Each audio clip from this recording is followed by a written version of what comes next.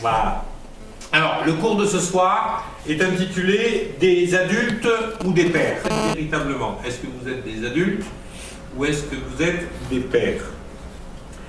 Et pour ça, on va commencer par introduire notre cours avec un verset qui m'a beaucoup interpellé à l'époque où j'ai quitté Madagascar. D'ailleurs, j'en avais fait une chanson. Parce que j'étais à me poser la question, après 3 ans à Madagascar, j'avais du mal à lâcher. Et le Seigneur me disait, maintenant tu quittes Madagascar, tu pars à la Réunion. Et j'avais vraiment du mal à lâcher Madagascar. Et j'avais l'impression un petit peu, quelque part, d'abandonner mes enfants, d'abandonner le poste, d'abandonner le ministère que Dieu m'avait confié là-bas. Et pourtant, c'est Dieu qui me demandait de me pousser. Et dans ma tête, j'avais une incompréhension. Mais Seigneur, comment je peux quitter alors que j'avais l'impression que tout n'était pas prêt, tout n'était pas fait? Et le fait est, c'est que, en vérité, le fait que moi je restais sur Madagascar après 3 ans où j'avais été là et que j'avais formé une équipe de ministère, et pendant 3 ans je m'étais vraiment déversé dans les gens, j'avais ouvert des portes, j'avais nommé des gens responsables, j'avais même nommé un pasteur de l'église que j'avais fondée, de l'église principale, j'avais nommé un pasteur, ce qui me permettait moi de voyager plus et tout ça.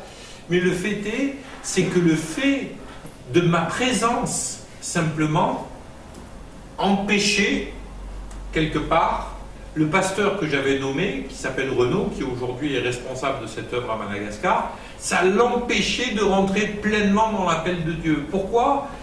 Parce que, mes amis, si on veut rentrer dans notre vie d'adulte un jour, on a besoin, quelque part, qu'il y ait une sorte de séparation qui se fasse du Père. Qu'est-ce que nous dit la Bible? Que le jour où un homme va se marier, il va quitter son père et sa mère afin de fonder sa famille à lui. Ok? Et vous savez, souvent on parle un petit peu, quand les gens ils ont du mal avec les parents, de dire il faut couper le cordon ombilical et tout ça, mais c'est de la sagesse populaire, mais c'est aussi une réalité. Il faut qu'on arrive à trouver à un moment donné dans notre vie cet équilibre entre le fait qu'on a toujours des liens affectifs forts avec les gens, tout en étant libéré de notre lignée, quelque part, et que l'on puisse, à son tour, fonder sa famille et créer quelque chose à son tour.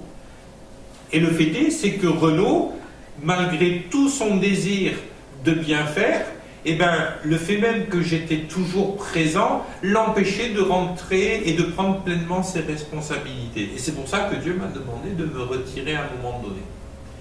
Et là, j'ai reçu ce verset parce que j'étais chagrin dans mon cœur, quoi. Moi, j'avais pas envie de quitter. J'aimais Renaud, j'aimais son épouse, j'aimais les frères et les sœurs des églises qui étaient responsables des églises en brousse, j'aimais l'école chrétienne qu'on avait démarrée. Quand on l'avait démarrée quelques années avant, il y avait une 15aine d'élèves. Au moment où j'ai quitté Madagascar, il y en avait 80. C'était une œuvre qui commençait à aller de l'avant, quoi. On avait 4 églises à l'époque. Je commençais à être invité un petit peu partout dans Madagascar pour aller enseigner dans des écoles bibliques, dans des séminaires avec Jeunesse en Mission. J'organisais des voyages missionnaires court terme pour des gens qui venaient de France, de Belgique, de Suisse à Madagascar. Il y avait tout un truc qui était là. Mais en vérité, il fallait que je me pousse quelque part pour que les gens qu'on avait formés sur place puissent prendre leur envol et rentrer dans leur ministère. Et comme j'étais chagrin et que j'avais obéi un peu contraint forcé, parce que parfois le Seigneur il sait nous faire obéir, et comme j'étais chagrin, ce qui s'est passé, c'est que à ce moment-là, le Seigneur m'a donné un verset dans le psaume 127, et je suis sûr que vous l'avez déjà entendu, ou si vous ne l'avez pas lu, vous l'avez peut-être entendu chanter parce que je le chante souvent. Et ce verset dit « Si l'Éternel ne bâtit la maison, ceux qui la bâtissent travaillent en vain. Si l'Éternel ne garde la ville, ceux qui la gardent veillent en vain. C'est en vain que vous vous levez le matin, c'est en vain que vous vous couchez tard le soir et que vous mangez le pain de la douleur. Il en donne autant à ses bien-aimés pendant leur sommeil. voici, les fils sont un héritage dans la main d'un guerrier, ainsi sont les fils de la jeunesse comme les flèches dans la main d'un guerrier. Et quand j'ai reçu ce texte, eh bien Dieu m'a parlé à travers ce texte. Il m'a dit quoi? Il m'a dit, si toi tu veux continuer à bâtir la maison à Madagascar, ce n'est plus moi qui bâtis, et ce que tu vas bâtir, tu vas le bâtir en vain. Si toi tu veux continuer à garder, à être un gardien, une sentinelle sur la maison de Madagascar, tu peux t'épuiser à veiller toute la nuit, et ça ne sert à rien parce que ce n'est pas moi qui vais veiller. Moi, ma volonté, c'est que tu ailles à la Réunion et que tu ailles bâtir autre chose à la Réunion. Comme un jour, la volonté de Dieu, ce sera que je quitte Toulon pour laisser la place à ceux que j'aurai formés pour qu'ils puissent rentrer à plein dans leur ministère. Pourquoi je veux ouvrir plusieurs églises? Parce que pour que les uns et les autres, vous puissiez rentrer un jour dans votre appel et dans votre ministère et puis pouvoir prêcher, être libre, conduire la louange, enseigner, faire des cours de disciples, reprendre ces cours-là et les donner à votre tour, ben, il faudra bien qu'il y ait des églises dans lesquelles vous puissiez servir sans qu'il y ait l'ombre de la personne qui vous a servi.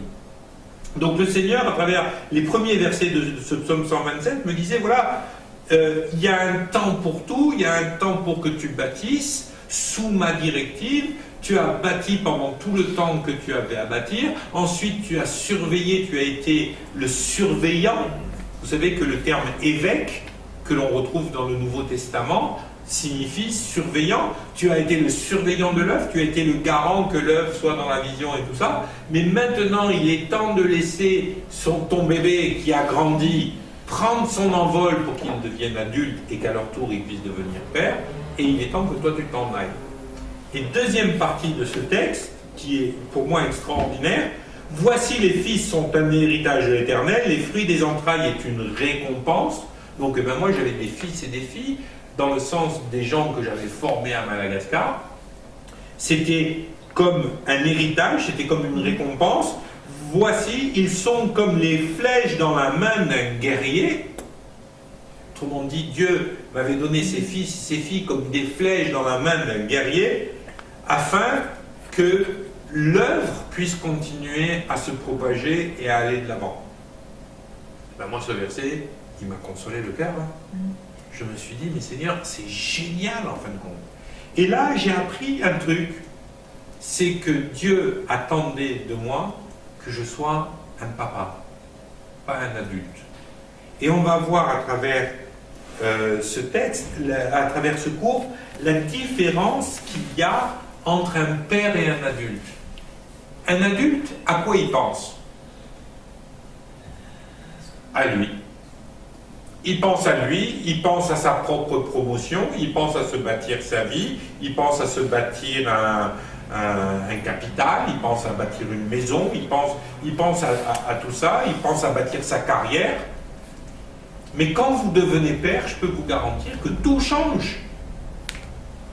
Tout change. Le jour où vous devenez père ou mère, tout change. Tout d'un coup, c'est plus vous le centre de votre intérêt, ça devient vos enfants. Et à ce moment-là, votre désir le plus cher quand vous êtes père, en tout cas si vous êtes un père normalement constitué, ce n'est plus votre réussite, mais c'est la réussite de vos enfants. Vous avez envie que vos enfants puissent réussir, puissent accomplir la destinée de Dieu dans leur vie. Et on va s'apercevoir que spirituellement, c'est exactement le même principe. Et ce qu'il manque aujourd'hui, et ce qu'il a manqué énormément, spécialement pour ma génération de ministère, c'est le fait d'avoir des pères. Moi, je me souviens, quand j'ai commencé à réaliser que Dieu m'appelait à rentrer dans le ministère, j'étais là, et puis j'étais très très excité par tout ça, et j'en ai parlé à mon pasteur. Mon pasteur, il a dit « Ah ouais, c'est une belle vision que tu as, c'est une bonne idée », et mon pasteur m'a permis d'aller dans une école biblique. Mais quand je suis rentré de l'école biblique et que je devais commencer à servir Dieu, là, mon pasteur a eu du mal. Il a eu du mal, pourquoi? Parce qu'au fond de son cœur, il y avait une crainte. Et cette crainte, oh, peut-être elle n'était pas explicite avec des mots, mais cette crainte, elle était sous-jacente partout dans sa façon d'être, dans sa façon de dire, dans sa façon d'être en relation avec moi. C'est un gars, il m'a fait un bien de folie pendant les premières années où on a été ensemble, et quand je suis rentré de l'école de ministère, j'étais censé prêcher une fois par mois dans l'église. Moi, je ne voulais pas être pasteur, je voulais avoir un centre d'accueil. Mais bon, j'étais censé prêcher une fois dans l'église par mois, parce qu'on avait 2 responsables qui pouvaient prêcher, et lui. Donc l'idée au départ, c'était lui prêcher un dimanche sur 2, et l'autre dimanche, c'était soit l'autre responsable, soit moi. Ça s'est jamais fait, parce qu'il avait peur. J'étais censé être responsable d'un groupe de maison, ça a commencé à se faire, au bout de quelques semaines, ça a été fini. Pourquoi? Parce qu'il avait peur. Et parce que l'ensemble de l'Église avait peur. L'ensemble de l'Église avait peur parce que comment l'ensemble de l'Église me voyait? Elle me voyait comme le jeune homme un peu perturbé qui fumait encore des clopes et qui était parti à l'école biblique. On se demandait vraiment qu'est-ce qu'il allait faire là-bas. Mais entre-temps, j'ai arrêté de fumer. Il y a des tas de choses que j'ai vécues au niveau de la guérison intérieure. Il y a des tas de choses que j'ai vécues au niveau de la délivrance. Et quand je suis rentré à Chambéry, c'était plus le même gars qui était là. Et ce nouveau gars qui était là et qui voulait servir Dieu, et bien en fin de compte, ça faisait peur. Et c'est ce qu'on appelle, en tout cas ce que moi j'appelle le syndrome Louis XVI. En France, on a tendance à tuer l'autorité. Et comme on a tendance à tuer l'autorité, et bien la plupart des autorités se prévalent du fait qu'on risque de les tuer en devenant totalitaire. Moi aussi je t'aime. Et donc, le fait est, c'est qu'on s'était retrouvés coincés dans une histoire abracadabrante. C'est que l'Église et le pasteur et son épouse nous avaient soutenus, guéris. Ils avaient fait un travail pastoral extraordinaire qui avait abouti au fait que j'avais commencé à vivre des guérisons intérieures, j'avais changé ma vie, et puis ma femme et moi, on est partis faire une école biblique. Quand on est revenu de l'école biblique, on n'avait plus de place. Parce qu'il se trouve que dans cette église, j'étais le seul à avoir fait une école biblique à l'époque. Alors du coup, on se disait, ouais, il va prendre la place du pasteur. Mais c'était partout pareil, quoi. C'était les anciens, c'était tout le monde dans l'église, ouais, il veut prendre la place du pasteur. Et des années après, parce que j'ai gardé des liens d'amitié avec ce pasteur et on parle régulièrement, on se voit, il m'invite à prêcher maintenant dans son église et tout. Mais on discutait quelques années après ces événements, justement à l'époque où j'ai quitté Madagascar et où j'ai écrit ce cours des adultes ou des pères, parce que ce cours, en vérité, quelqu'un m'a demandé un jour, qu'est-ce que tu penses, c'était Philippe Jouret qui était le directeur de l'école biblique, il avait envoyé à tous les responsables de COF5 un papier, qu'est-ce que vous pensez de ce sujet-là? Alors moi j'avais écrit ce cours et je lui avais envoyé. Et du coup, l'article que le cours que j'ai écrit, il a transformé en article. Il a mis cet article dans le magazine qui s'appelait Signe pour la francophonie. Et j'ai eu comme ça 3-4 articles qui ont été édités dans ce magazine. Et je parlais de ça avec le pasteur de l'église qui m'avait envoyé donc faire mon école biblique. Et il me disait, mais je réalise que moi, j'ai jamais compris ça, j'ai jamais réussi à appliquer ça. Et lui-même reconnaissait que tous les gens que Dieu lui avait envoyés pour servir à ses côtés, il était à chaque fois très exalté du fait qu'il y avait des gens qui venaient pour servir à ses côtés, mais il leur laissait jamais la moindre place parce qu'il avait peur de perdre la sienne. La différence entre un adulte et un père, c'est qu'un père, il n'aura jamais peur de perdre sa place au profit de ses enfants. Moi, je sais que le ministère que Dieu m'a donné, ça a toujours été celui-là. C'est, je vais quelque part, je démarre quelque chose, Dieu me donne 3, 4, 5, 10 personnes qu'il veut que je forme les gens, et après je m'en vais plus loin et je laisse la place.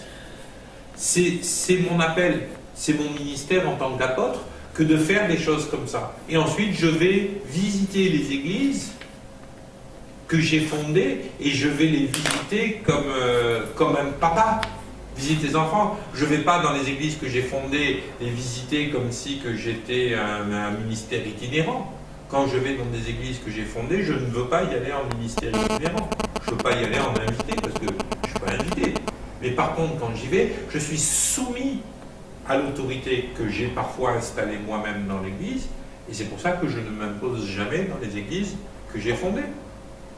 Parce que si je m'imposais dans les églises que j'ai fondées, ça reviendrait à dire que je n'ai pas laissé mes enfants grandir.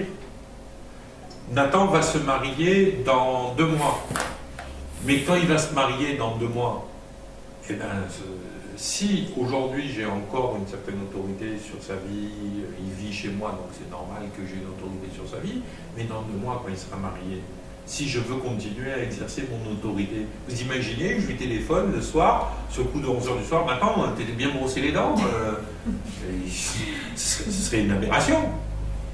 Vous êtes d'accord? Allô, Nathan, t'as fait ton lit, va ranger la chambre. Alors là, ce serait rigolo, quoi. Vous imaginez? J'appelle Nathan et Lina, ouais, allez me ranger votre chambre. Ce serait une aberration, vous êtes d'accord avec moi? Donc quand je visite les églises que j'ai fondées, je ne travaille pas dans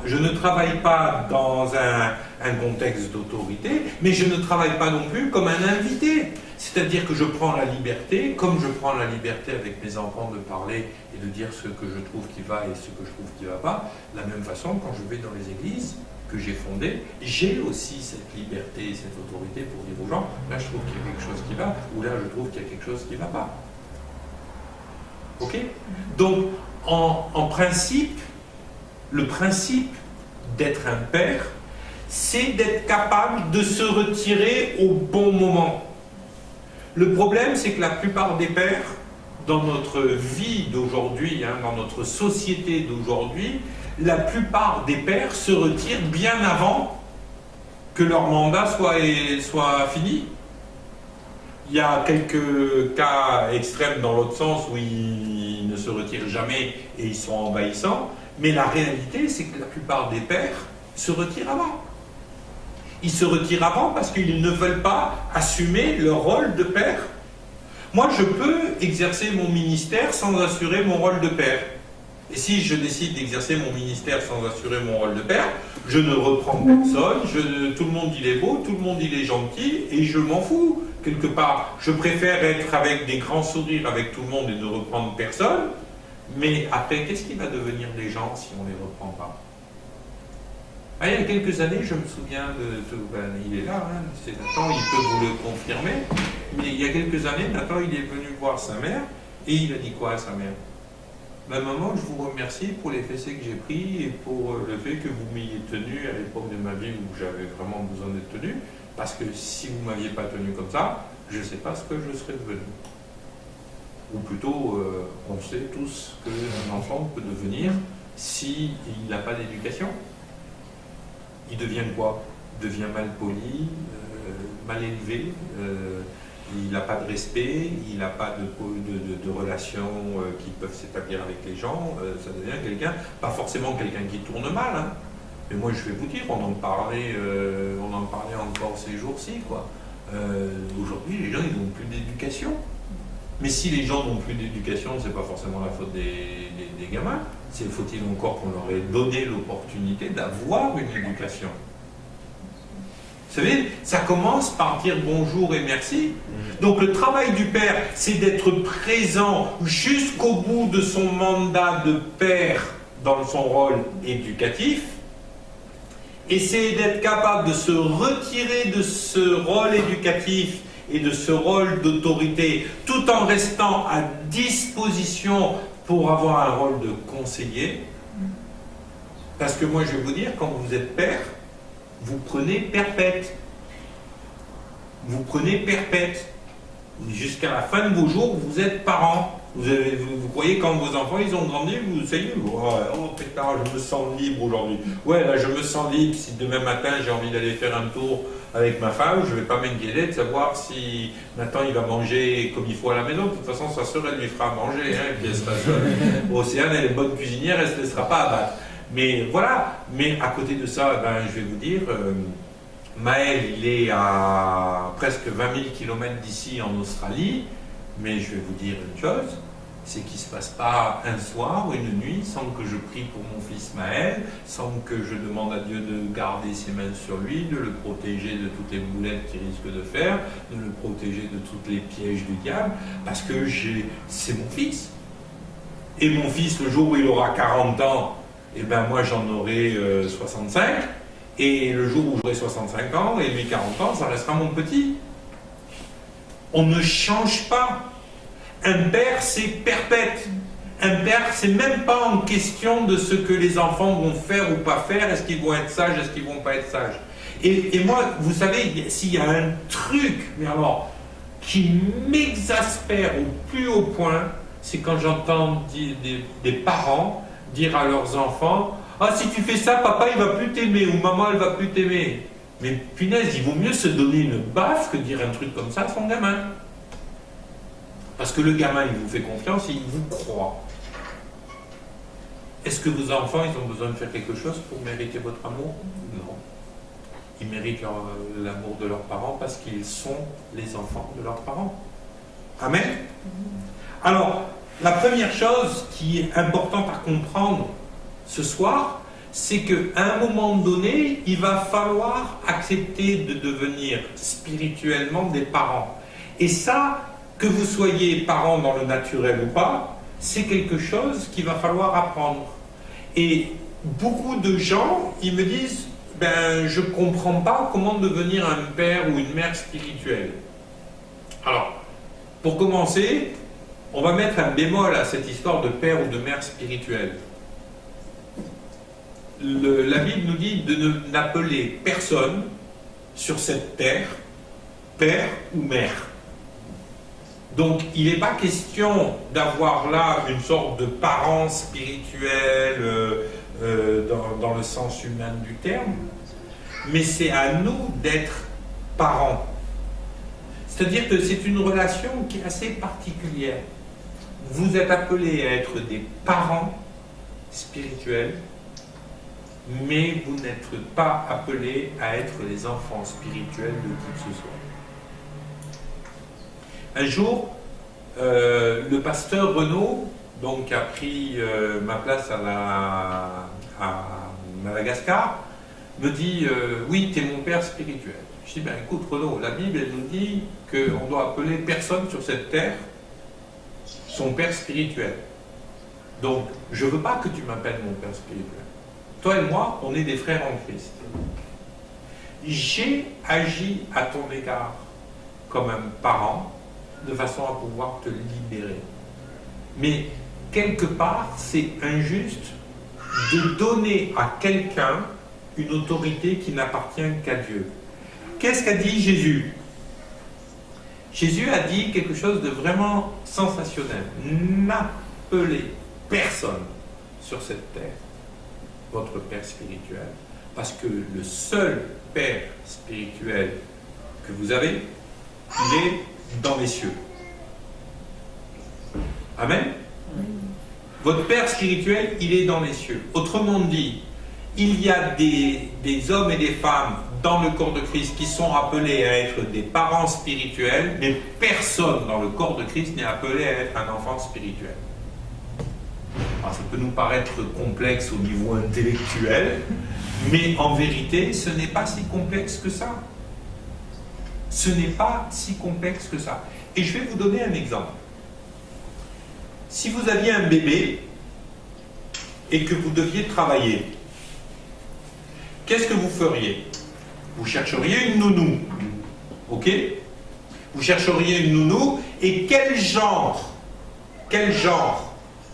de capacité, de choses vous attendriez de cette nounou? Ben, vous attendriez que la nounou ait un vrai cœur de maman.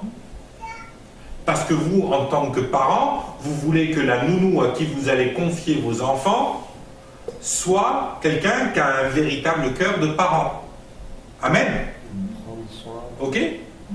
Maintenant, est-ce que le fait que la nounou, elle ait un vrai cœur de maman ou un vrai cœur de papa si c'est un mec, est-ce que ça fait de cette personne, est-ce que ça fait de votre enfant l'enfant de la nounou? Ben, c'est exactement ce qui se passe spirituellement. Vous êtes tous les enfants de Dieu. Mais à un moment donné, Dieu va vous confier à une nounou. Ok? Dieu va vous confier à une nounou. C'est-à-dire qu'il va tisser un lien de la part de la nounou à votre égard qui sera un lien de parents, mais ça ne change rien à votre identité à vous. Vous êtes les enfants de Dieu, pas de la nounou. Est-ce que c'est plus clair? Est-ce que c'est plus clair pour vous sur Internet?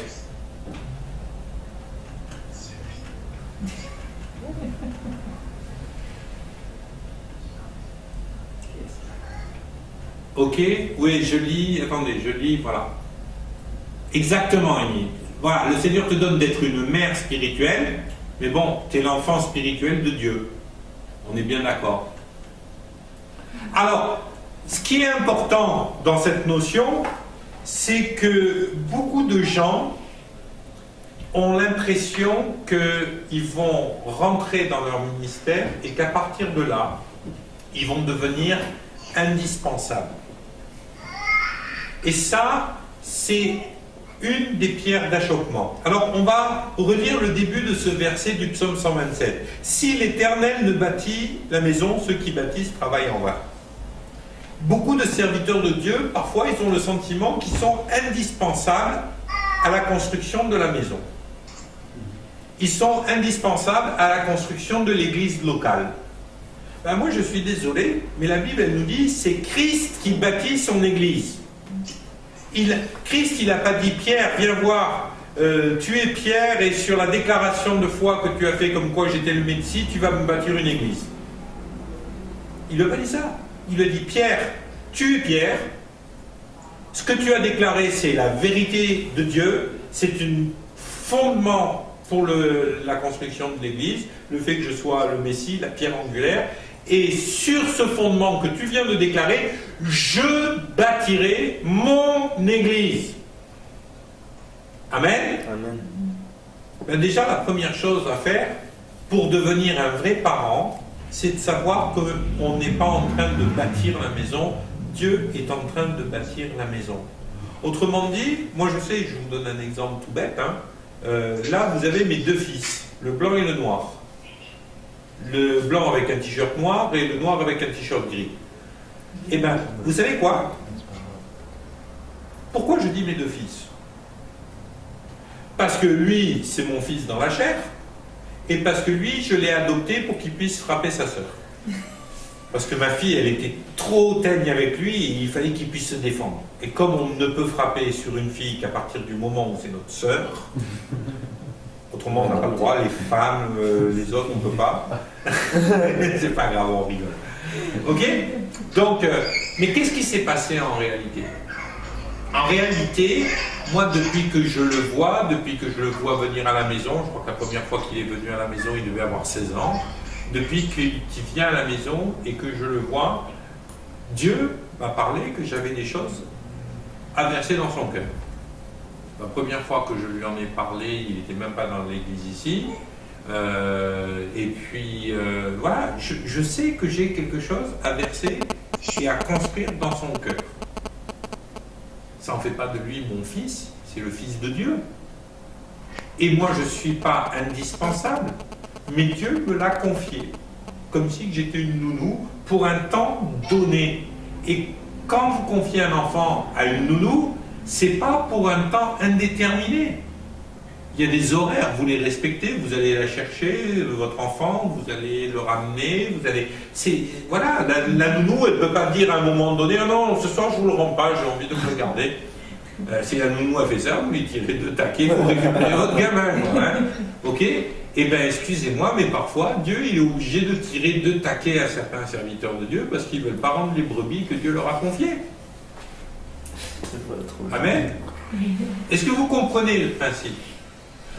En tant que responsable d'église, en tant que serviteur de Dieu, vous n'avez pas de droit de possession ni sur l'église, c'est-à-dire l'Église, ce sont les gens, je ne vous parle pas du bâtiment, hein, ni sur l'Église, ni sur les plans et les destinées que Dieu a pour les gens.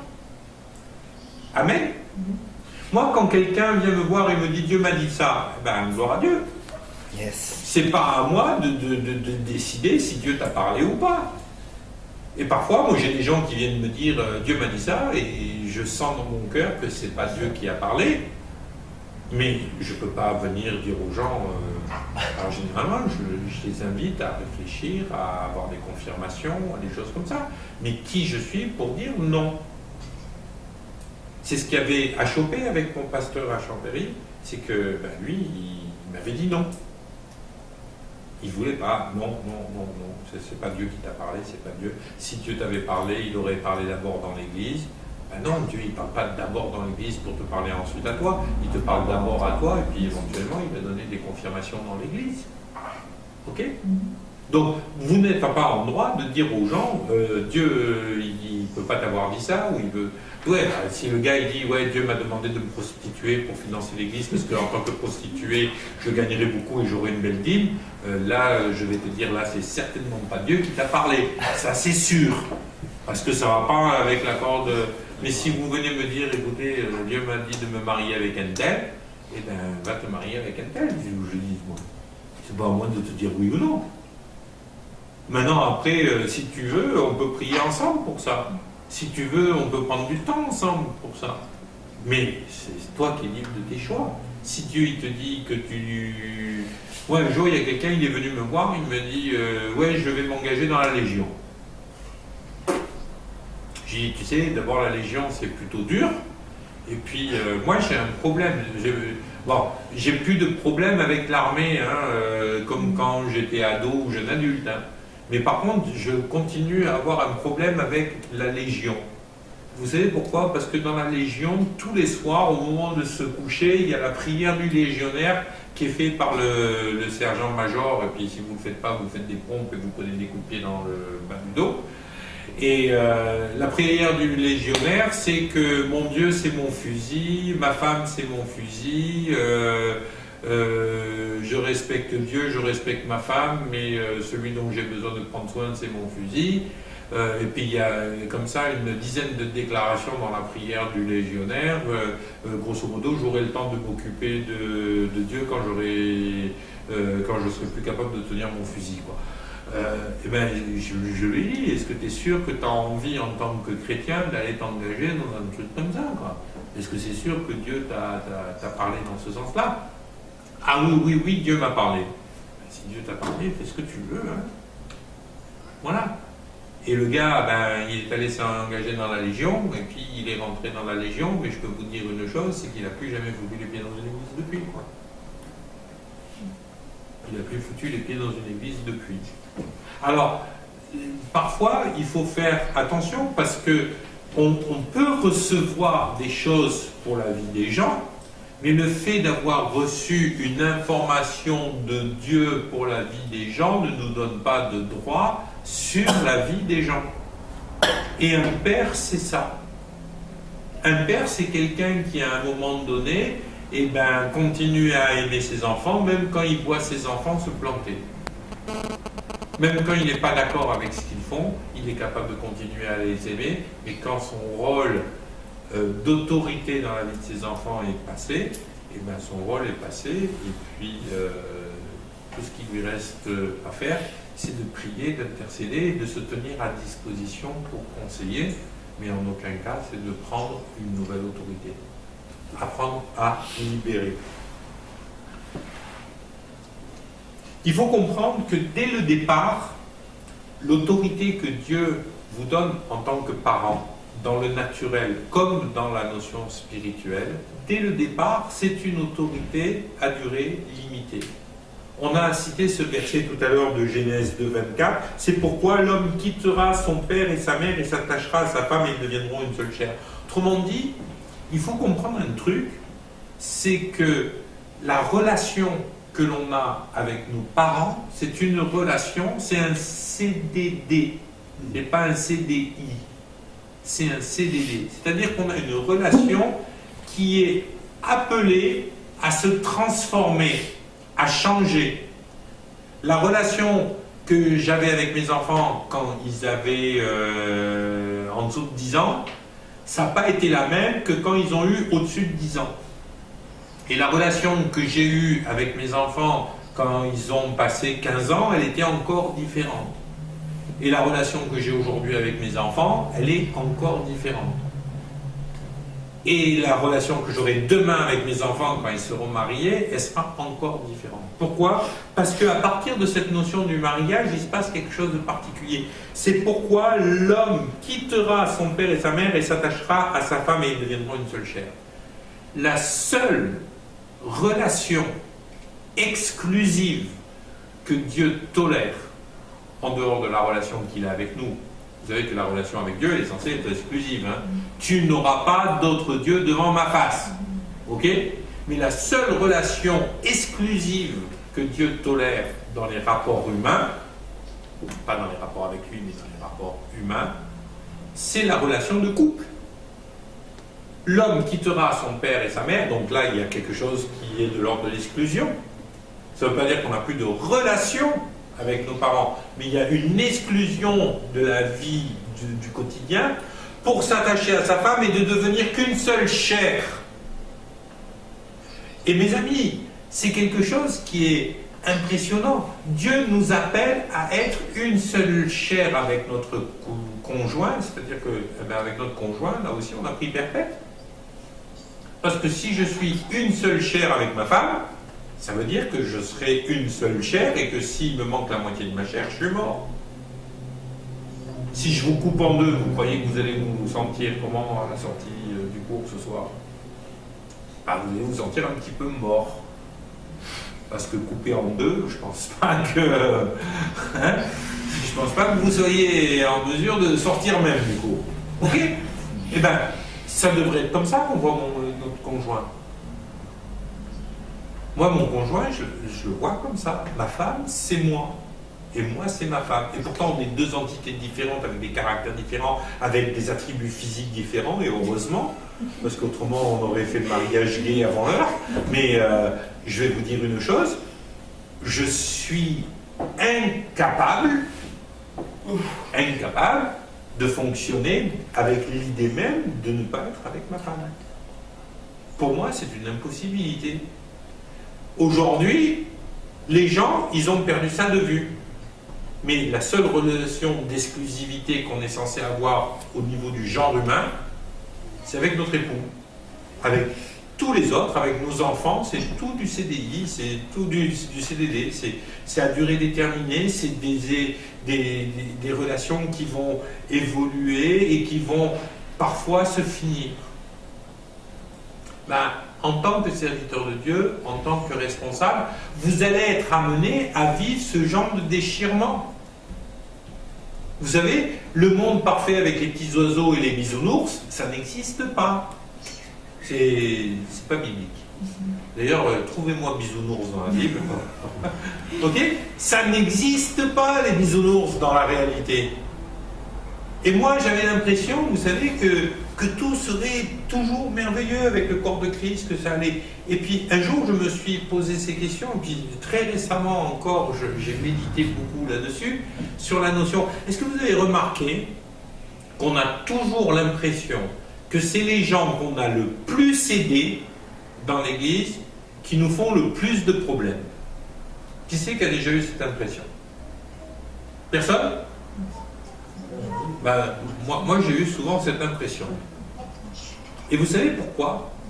En vérité, pas parce que ces gens-là vous font plus de problèmes que les autres, mais parce que vous attendez beaucoup plus de ces gens-là, parce que vous les avez aidés. Et du coup, quand ils font quelque chose qui ne va pas dans votre sens, ça vous blesse beaucoup plus que si c'était un étranger. En vérité, c'est pas qu'ils vous embêtent plus que les autres. C'est pas qu'ils sont plus méchants ou difficiles ou... Non, c'est juste que quelque part, vous avez des attentes vis-à-vis de ces gens. Moi, je vais vous dire, on peut avoir des attentes vis-à-vis des gens. Ça peut paraître logique. Mais le seul qui peut combler toutes vos attentes, c'est Dieu. Amen. Et si vous essayez d'avoir vos attentes comblées par qui que ce soit d'autre que Dieu, eh ben vous allez vous retrouver dans une panade systématique parce que ça ne peut pas fonctionner. Seul Dieu est capable de vous combler. On le disait cet après-midi avec Philippe, on discutait de ça. Toutes nos sources, elles sont en Dieu. Ah non, ce n'était pas avec Philippe, c'était avec Alexia. Je partageais ça cet après-midi. Toutes nos sources sont en Dieu. Si on attend des hommes quelque chose que seul Dieu peut nous donner, eh ben on se plante et on va être déçu. Et plus nos attentes sont grandes, et elles augmentent proportionnellement au fait qu'on aide les gens la plupart du temps, plus nos attentes sont grandes, et plus on a de souffrance quand elles n'y sont pas répondues.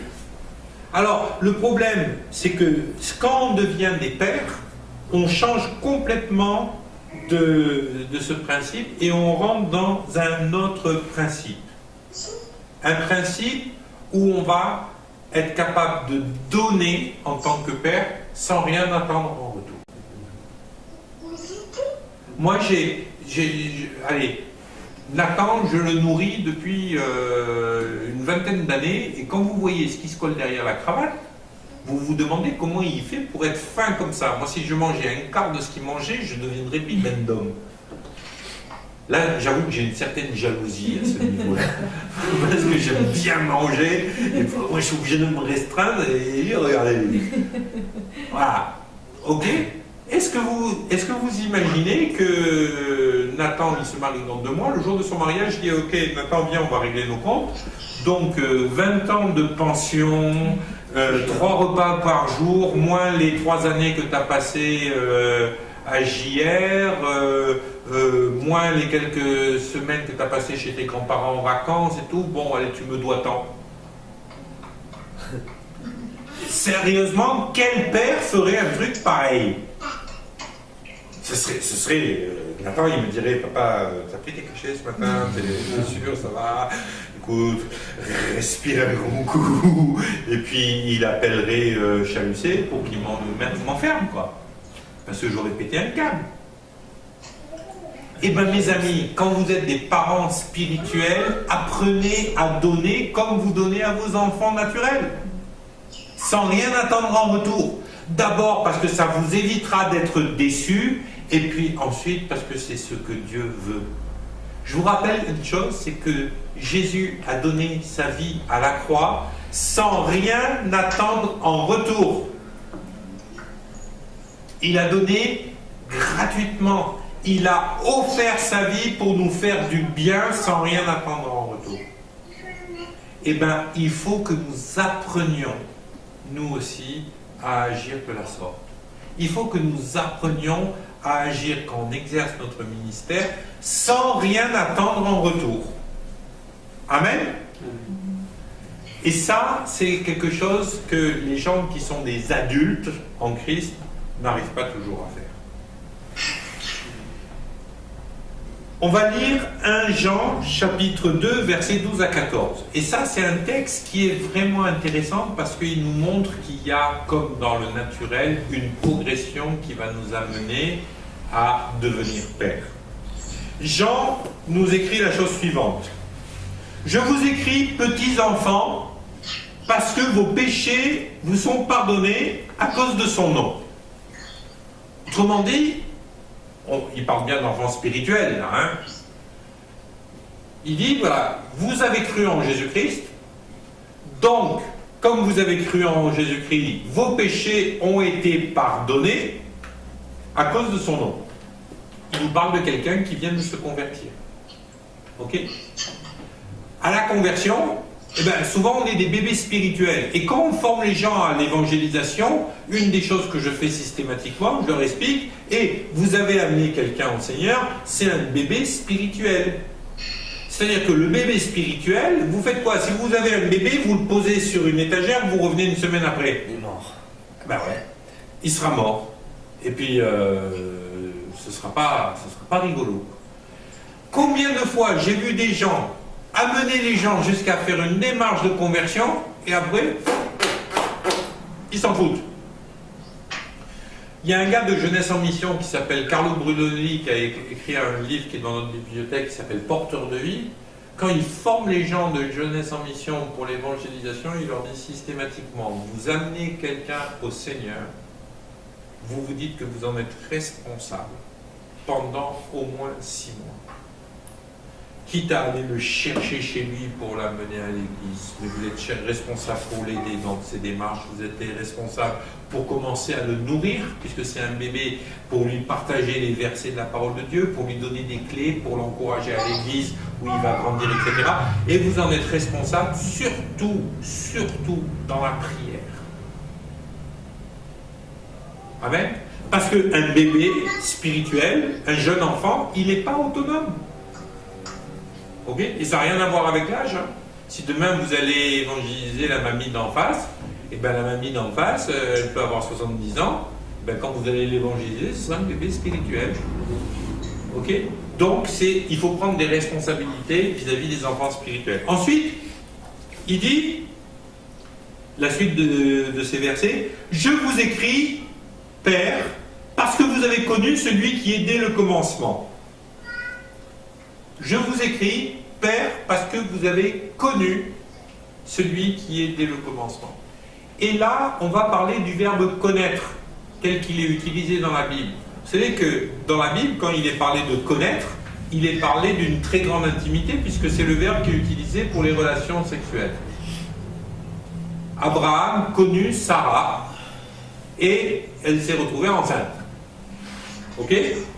Connaître, c'est rentrer dans une intimité.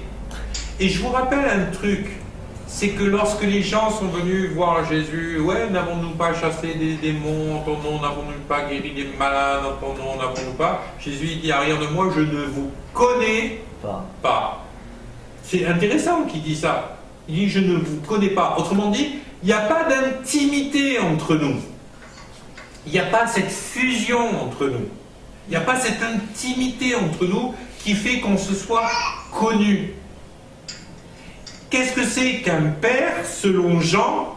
C'est quelqu'un qui a connu l'intimité de Dieu. Et mes amis, ça prend du temps pour connaître. C'est pas quelque chose qui se fait en un claquement de doigts, ça prend du temps. La suite de ce texte, il dit, je vous écris, jeunes gens.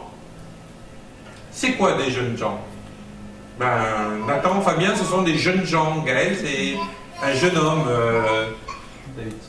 Davidson, c'est une jeune fille. Non, un jeune homme. Toi, t'es une jeune fille. Okay.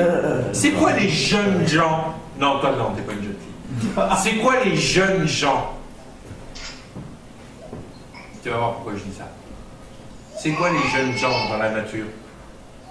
Ce sont des gens qui sont arrivés à l'âge adulte, qui sont potentiellement capables de se reproduire, donc ils sont potentiellement capables de devenir parents physiquement, mais ils ne le sont pas encore. Ce sont nos adultes, adultes ou pères, ce sont nos adultes. Voilà pourquoi je dis non, pas jeune fille, pas à cause de ton âge, mais parce que toi, tu es devenu parent.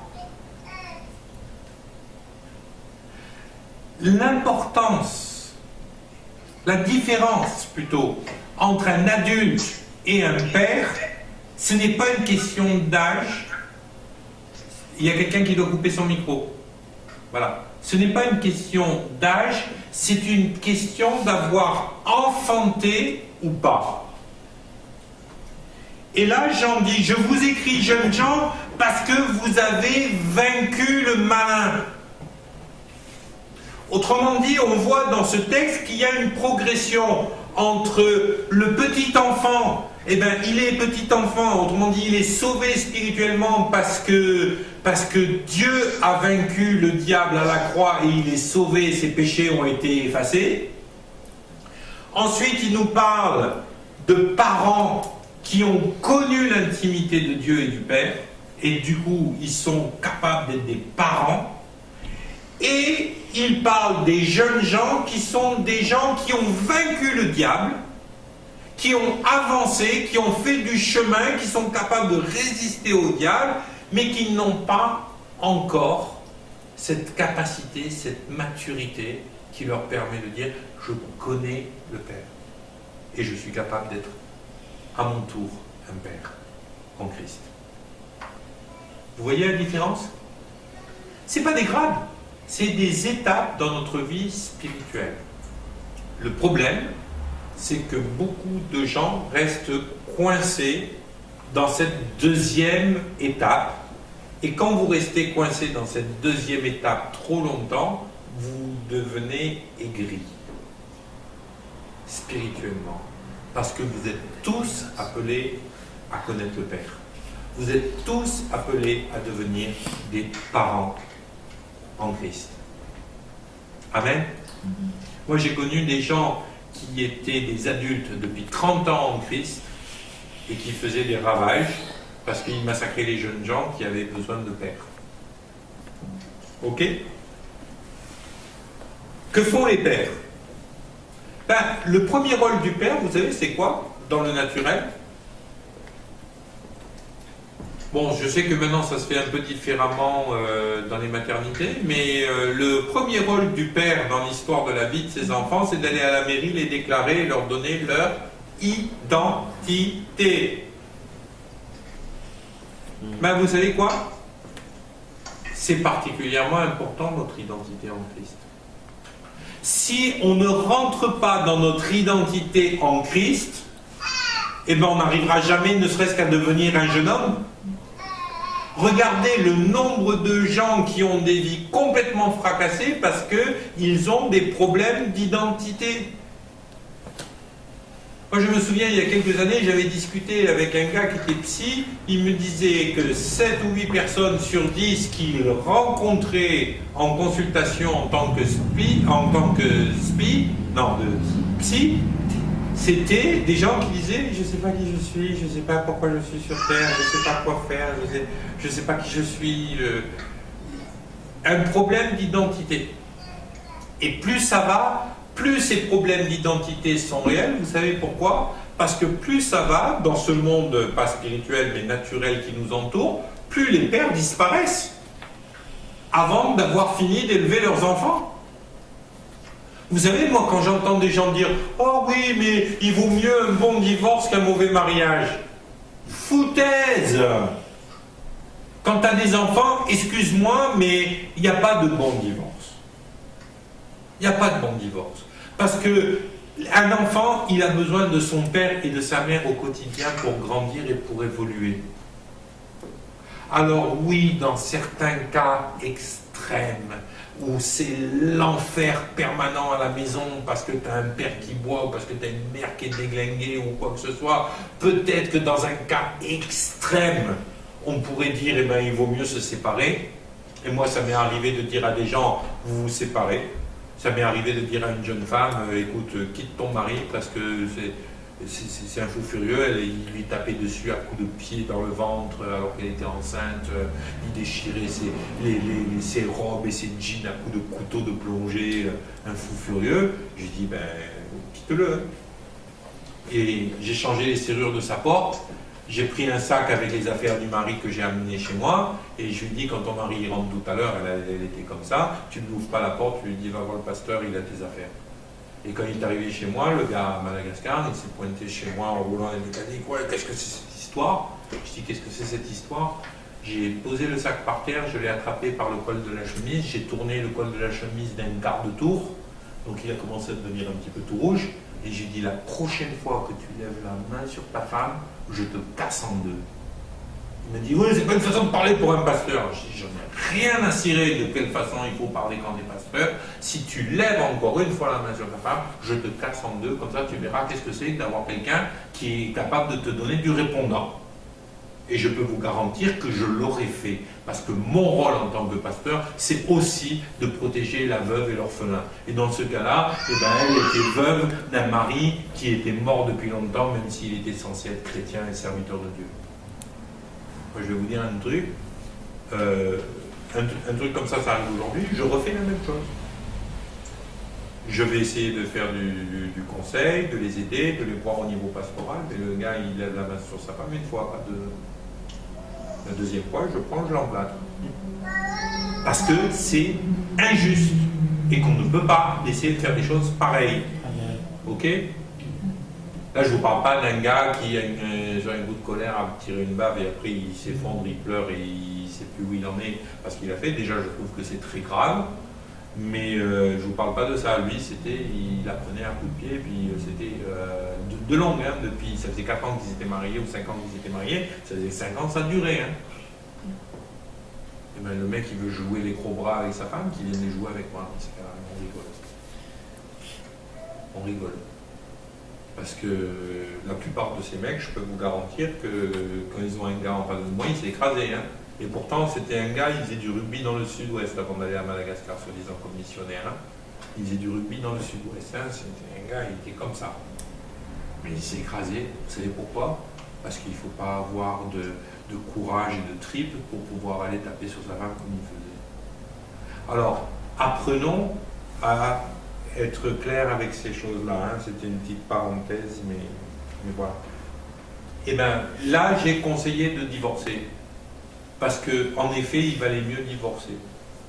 Mais je vais vous dire une chose, de la même façon que j'ai conseillé de divorcer, et ben quand cette jeune femme, quelques années après, m'a appelé et puis m'a dit j'ai rencontré quelqu'un, je vais me marier, j'ai dit écoute, ma grande, tes enfants, ils ont besoin d'un papa. Maintenant, à côté de ça, et ben, à part dans des cas extrêmes comme ça, j'arrive pas à piger pourquoi les chrétiens divorcent. Et vous avez un Dieu qui est capable d'être créateur. Et un jour, quelqu'un m'a dit ouais, mais on a fait une erreur, on n'aurait jamais dû se marier. Et bien, Dieu va réparer. Mais aujourd'hui, vous avez 3 gamins. Peut-être qu'il fallait y réfléchir avant à ça. Mais aujourd'hui, vous avez 3 gamins. Demandez à Dieu de réparer, de mettre de l'amour où il n'y en avait pas, de mettre quelque chose en marche pour que votre vie. Parce que Dieu a des projets de bonheur et non de malheur pour vous. Donc Dieu, il va réparer, Mais moi, quand je vois les chrétiens qui divorcent pour un oui ou pour un non comme ça, mais c'est devenu... On est bientôt pire que dans le monde. Aux États-Unis, il y a plus de divorces chez les chrétiens évangéliques qu'il y en a chez les non-chrétiens. Ouais, c'est quand même un délire. Et quand c'est Joyce Meyer hein, qui disait ça sur une de ses conférences. Et un jour, je partageais ça avec un pasteur, il dit ouais, mais c'est normal, c'est parce que les chrétiens se marient plus. Ah ouais, moi, tu veux que je te joue du violon avec ça ou quoi? C'est quoi ce délire? Mais on voit les chrétiens divorcer pour un oui ou pour un non, pour des histoires de chaussettes. Ah, il faut arrêter le délire. Hein, ok? Donc, apprenons à être des pères. Quand les pères ne sont pas là, quand les mères ne sont pas là, les enfants trinquent. Et bien c'est vrai spirituellement aussi. S'il n'y a pas de père et de mère spirituels dans l'église, les enfants spirituels vont trinquer et vont souffrir. Et arrêtons de croire qu'il y aura toujours quelqu'un d'autre pour le faire, parce qu'il n'y aura pas toujours quelqu'un d'autre pour faire le travail que Dieu nous a confié à vous. Amen. Ok? Vous savez, de tout temps, quand une civilisation a voulu annihiler une autre civilisation, qu'est-ce qu'elle a fait? Elle a arraché les enfants à leur père, à leurs parents.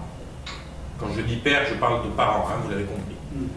À chaque fois qu'une civilisation a voulu en détruire une autre, la première chose qu'ils ont fait, c'est d'arracher les enfants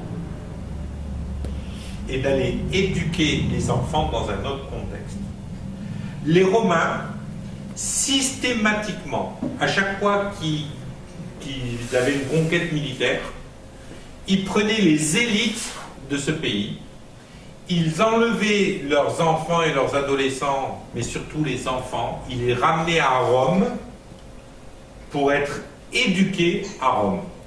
Ils gardaient sur place leur armée et ensuite ils renvoyaient les élites qui avaient été élevées à Rome dans leur pays d'origine parce qu'ils avaient amené une nouvelle identité, une nouvelle mentalité dans les élites et du coup comme ça le pays conquis devenait naturellement de culture romaine. Vous avez un très bon exemple de ça dans la Bible, c'est le roi Hérode. Le roi Hérode, il est dit qu'il a été élevé à Rome. Et il a été placé roi en Israël par Rome, après avoir été élevé à la romaine. Et c'est pour ça que Ponce Pilate il a envoyé Jésus pour être jugé par le roi, qu'il les a Paul, tout ça, ils se sont tous retrouvés devant ces rois juifs, mais élevés à Rome.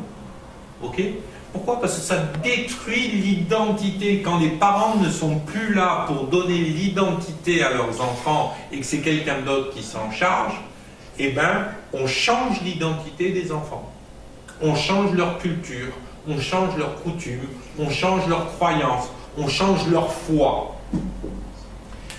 À l'époque de la révocation de l'édit de Nantes, on enlevait leurs enfants à tous les huguenots, à tous les chrétiens, on leur arrachait leurs enfants et on les faisait élever par des familles catholiques. Vous savez qu'à la révocation de l'édit de Nantes, on avait en France à peu près la moitié de la population, plus de 50% selon les historiens catholiques, plus de 50% de la population qui était huguenote, autrement dit qui était protestant évangélique. En France, aujourd'hui, on a 0,2, 0,3%. Et pourquoi? Pourquoi? Parce qu'il y a eu une éradication de la foi chrétienne qui a été menée en arrachant les enfants des familles huguenotes et en les faisant élever par des bons catholiques. Et en envoyant en déportation ceux qui résistaient à ça. Et bien aujourd'hui, on est un des pays les moins christianisés de l'Europe. Pourquoi? Parce qu'il y a eu un travail de ça qui a été fait à cette époque-là. Alors, aujourd'hui, dans l'Église, on a besoin de transmettre une identité. Pourquoi est-ce que vous croyez qu'aujourd'hui, l'école est tellement enclin à dire que c'est la responsabilité de l'éducation nationale d'élever les enfants? On n'est plus dans l'éducation, là, on est dans élever les enfants. Quand vous entendez un gars comme M. Jospin, quand il était Premier ministre, déclarer à qui voulait l'entendre que c'était à la République d'élever ses enfants dans la foi de la République, moi, je suis désolé, je ne vais pas lui confier mes enfants pour qu'il les élève dans la foi d'une République laïque au plus haut terme, et clairement opposé à la foi de Dieu. Moi je suis désolé, moi j'ai pas envie d'élever mes enfants dans cette vision-là du monde. J'ai envie d'élever mes enfants et j'ai envie d'élever mes petits-enfants quand ils seront là dans une vision chrétienne du monde. Pourquoi? Parce que c'est à ça que Dieu nous appelle. On a besoin d'être des parents spirituels. Et bien aujourd'hui, moi je vais vous dire, quand je vois les gens arriver jeunes convertis dans l'église, parfois j'entends des choses abracadabrantes. Hein. Moi j'ai vu arriver des gens qui étaient homosexuels et qui étaient convaincus qu'ils étaient homosexuels parce que Dieu les avait créés comme ça. Et après quelques entretiens et quelques discussions, ben, les mêmes personnes ont arrêté de croire qu'ils étaient homosexuels et ils ont cru que ce que dit la parole de Dieu. J'ai des gens qui ont cru des tas de fadaises toute leur vie, moi le premier, mais en grandissant avec Christ, j'ai changé d'avis et mon identité a été l'identité que Dieu m'a donnée.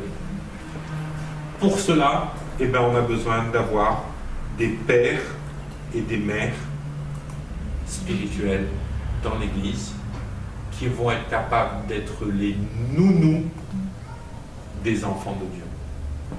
Amen. Que le Seigneur vous bénisse. C'était la fin de notre cours. On se voit la semaine prochaine, jeudi de nouveau, puisque on reprend le cours normal de nos pérégrinations. C'était le cours numéro 20. Il nous reste 4 cours. Très bien.